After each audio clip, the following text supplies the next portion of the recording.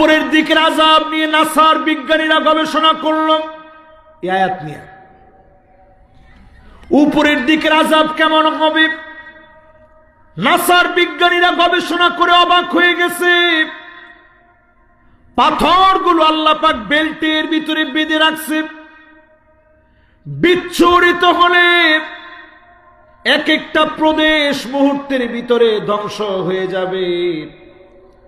হঠাৎ করে দেশ থেকে দেশ শেষ হয়ে যাবে।